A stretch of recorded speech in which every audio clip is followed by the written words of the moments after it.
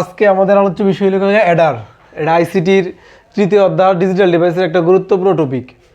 Eder সাধারণত দুই প্রকার, একটা হলো আগে হাফ অ্যাডার, একটা হলো ফুল অ্যাডার। অ্যাডার একটা ইংরেজি শব্দ, এর বাংলা শব্দ হলো আগে যুগের বর্তনী। হাফ অ্যাডারে আবার অর্ধযুগের বর্তনী বলা হয়, কারণ হাফ অ্যাডার একটা ইংরেজি শব্দ, এর বাংলা নাম হলো আগে অর্ধযুগের বর্তনী।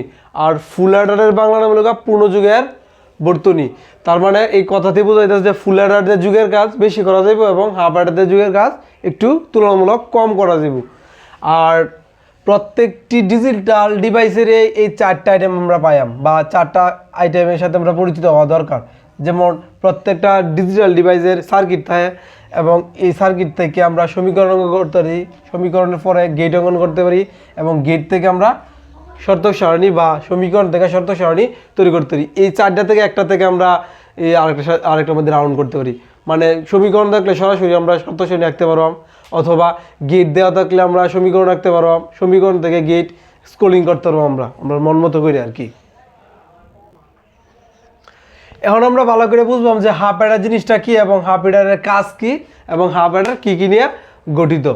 আর আমরা আগেই অলরেডি পড়ছি যে হাফ অ্যাডার হলো অর্ধযুগের বর্তনী, মানে আংশিক যুগের কাজ করতে গেলে আমরা হাফ অ্যাডার ব্যবহার করি।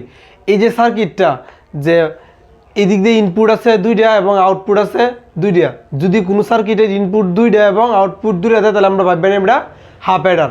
এই সার্কিটের মধ্যে আমরা উদ্দীপকের মধ্যে দেওয়া থাকবো, শুধু খালি নামটা দেওয়া থাকতো না, যে ইনপুটটা ওই দিক দিয়ে দেওয়া থাকবো এবং আউটপুটটাও দেওয়া থাকবো, অথবা গয়ে অথবা ঘ নাম্বারে কইব যে উদ্দীপকে উল্লিখিত সার্কিটটি এই কোন সার্কিট বা কার। তাহলে তোমরা এই দিক দিয়ে যেহেতু দুইটা ইনপুট, এই দিক দিয়ে দুইটা আউটপুট, তাহলে তোমরা এটার নাম দিবা হাফ অ্যাডার। কারণ একটা হাফ অ্যাডার সাধারণত দুইটা জিনিস নিয়ে গঠিত।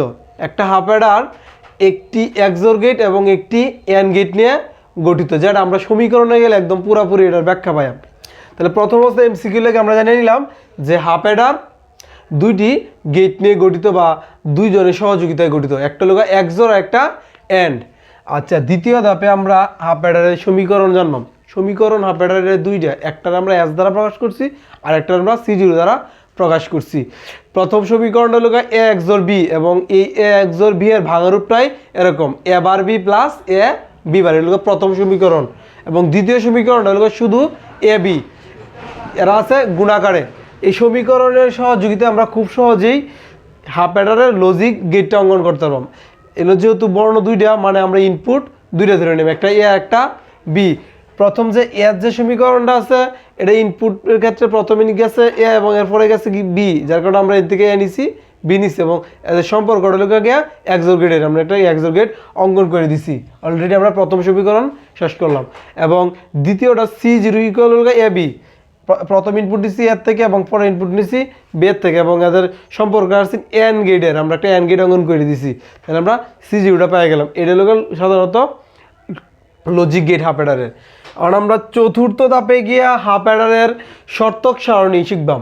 হাফ অ্যাডারের ক্ষেত্রে এনে আমরা দেখলাম ইনপুট দুইটা, তার মানে আমরা পাওয়ারের সামনে দুই দিলাম। আর এই দুই দেওয়ার কারণ হলো যেহেতু আমরা ডিজিটাল ডিভাইস পড়তেছি, হাফ অ্যাডারের হলো ডিজিটাল ডিভাইসের একটা অংশ। ডিজিটাল ডিভাইস পুরোপুরি বাইনারি সংখ্যা নির্ভর, আর বাইনারি সংখ্যার ভিত্তি হলো দুই, যার কারণে আমরা এখানে কী ব্যবহার করছি দুই। আর এই দুইয়ের উপরে এই দুই ব্যবহার করার কারণ হলো ইনপুট দুইটা, তাহলে এখানে টোটাল গড় আমাদের চারটা। আর লেখার জন্য যে এ বি লেখার জন্য ইনপুট দিলাম আরও দুইটা করে এক্সট্রা। এদিক দিয়ে হলো ইনপুটের ভাগটা, আর এদিক দিয়ে হলো আউটপুটের ভাগটা।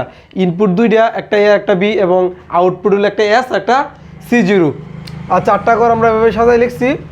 এ আর বি এগোটা শেষ হচ্ছে বি এর দিক দিকে, যার কারণে এনে লিখছি একটা শূন্য একটা ওয়ান, একটা শূন্য একটা ওয়ান। এরপরে এই ঘরে দুইটা শূন্য দুইটা ওয়ান, আরও যদি ইনপুট থাকতো চারটা শূন্য চারটা ওয়ান, এইভাবে ডাবল বাইরে বাইরে যাইতো। এখন এই এস মানে যোগফল, এই শূন্য আর শূন্য যদি যোগ করি তাহলে আমাদের যোগফল বেরবে শূন্য এবং হাতে থাকবো শূন্য। এই হাতেটা আমরা সি0 দ্বারা প্রকাশ করলাম।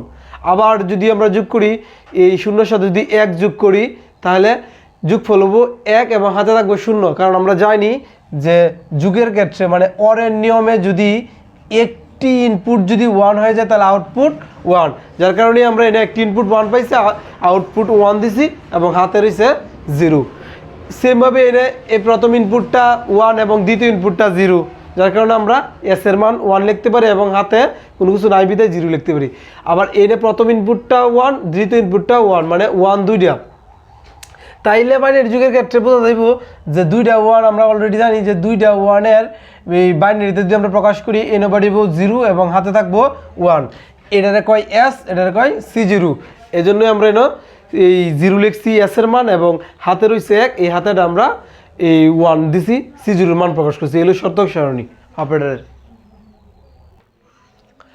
এখন আমরা আলোচনা করলাম ফুল অ্যাডার নিয়ে। ফুল অ্যাডার তো আগেই আমরা ক্লিয়ার করছি যে ফুল অ্যাডার হলো পূর্ণ যুগের বর্তনী এবং ফুল অ্যাডারের ইনপুট সংখ্যা 3টা এবং আউটপুট সংখ্যা 2টা। 3 ইনপুটের আমরা একটা এ, বি এবং সিআই দ্বারা প্রকাশ করছি এবং আউটপুটের এস এবং C0 দ্বারা প্রকাশ করছি। এই সার্কিটটা সিম্পল বুদ্ধি প্রোগ্রামে আগা থাকবো, শুধু এফ এটা লেখা থাকতো না। এই 3টা এদিক দিয়ে ইনপুট এবং আউটপুট দুটো দেখে আমার চিনতে হইব যে সার্কিটটা লোক ফুল অ্যাডারের। এই চিত্র দ্বারা আমাদের বুঝতে হবে এবং এই ফুল অতটুকের ভিত্তিতে বাকিগুলো আমাদের আঁকতে হইব বা করতে হইব, আমার প্রশ্নের মধ্যে বলা থাকবো।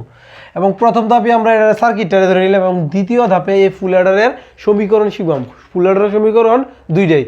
প্রথম সমীকরণটা এস দ্বারা প্রকাশ করছি, এ এক্সর বি এক্সর সিআই, এটা প্রথম সমীকরণ এবং C0 ইকুয়াল যে লিখছি CI into A XOR B plus A B, এটা আমাদের দ্বিতীয় সমীকরণ। যদি সমীকরণ হয় তাহলে আমার গেট রাখতে সহজ হয়, যেটা আমি তৃতীয় ধাপে দিছি যে গেট। আর প্রত্যেকটা ক্ষেত্রে যে 4টা ধাপ উপরে লিখে দিয়েছিলাম যে 4টা ধাপ সময় আমার সম্মুখ ধারণা রাখতে হইব। তাইলে এই দুইটা এলাকার সমীকরণ দেখে আমি এখন গেট অঙ্কন করবাম। এনে যেহেতু তোমার 3টে ইনপুট, যেমন এ বি সিআই, আমি 3টে ইনপুটের জন্য 3টা টান দিলাম। প্রথম যে এসের যে সমীকরণটা গঠন করা হয়েছে এটা 3 ইনপুট নিয়ে, যে এর থেকে নিচে, বি এর থেকে নিচে এবং সি এর থেকে নিচে, তাদের সম্পর্কটা আছে এক্সর গেটের। আমি জাস্ট একটা এক্সর গেট রাখছি এবং না আউটপুটটা লিখে দিছি।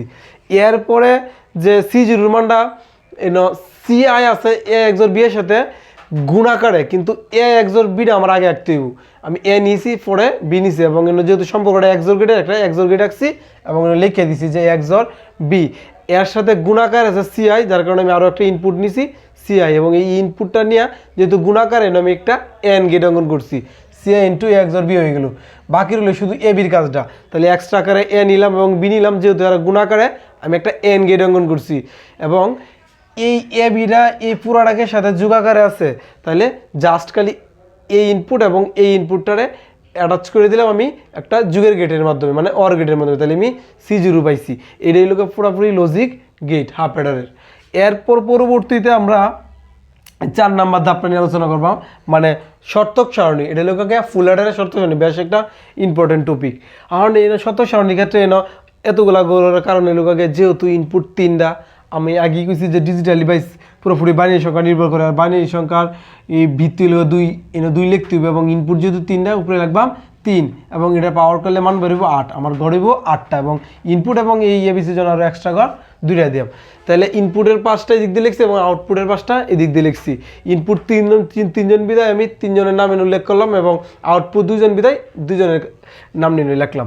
এখন এ বি সিআই এবং এই সিআই যেহেতু লাস্ট, আমি লাস্ট থেকে শুরু করলাম, একটা 0 দিয়ে আমি একটা 1, একটা 0, একটা 1, একটা 0, একটা 1, এইভাবে ধারাবাহিকভাবে 8টা করে আমি ফিল আপ করলাম।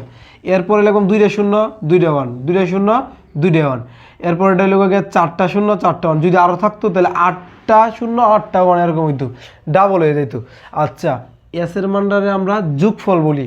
তাহলে এই 3টা ইনপুট যদি যোগ করি, 3টা 0 যোগ করলে যোগফল 0 হইব, যার কারণে যোগফল 0 আর হাতে কিছু নাই, আমি 0 লিখছি। এনে 3টা ইনপুটের মধ্যে একটা ইনপুট 1 আছে, একটি ইনপুট 1 হইলে আউটপুট 1। এটা মূলত অরের কাজ বা বাইনারি কাজ। তাহলে আমরা এই একটা 1-এর কারণে যোগফল লিখবাম 1 এবং হাতে কিছু নাই বিদায় 0 লিখবাম। এনেও সেম, 3 ইনপুটের মধ্যে একটা ইনপুট 1, যার কারণে এস এর মান 1 হইব এবং হাতে কিছু নাই বিদায় 0। কিন্তু এই নে 2টা ইনপুটের মধ্যে 2টা 1 আছে, তার মানে 2টা 1 যদি আমি যোগ করি বাইনারির ক্ষেত্রে, 2টা 1 যোগ করলে যোগফল 0 এবং হাতে 1। তাহলে যোগফল এনে 0 বইব এবং হাতে এনে 1 বইব।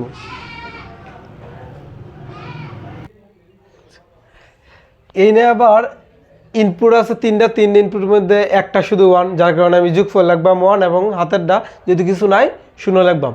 এই নিয়ে 3টা ইনপুটের মধ্যে আবার 2টা 1, তাহলে দুইটায় 1 থাকলে যোগ করলে তোমার যোগফল হইব আগে 1 0 এবং হাতে থাকবো 1।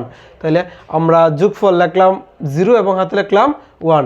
সেমভাবেই এই নাও দুইটা ইনপুটের ক্ষেত্রে দুয়ারাই 1 আছে এবং তৃতীয়টা 0, যার কারণে এটা তেমন কাজের না। তাহলে এই দুটো যদি যোগ করি সেম হইব, যোগফল হইব 0 এবং হাতে থাকবো 1, যোগফল হইব 0 এবং হাতে থাকবো 1।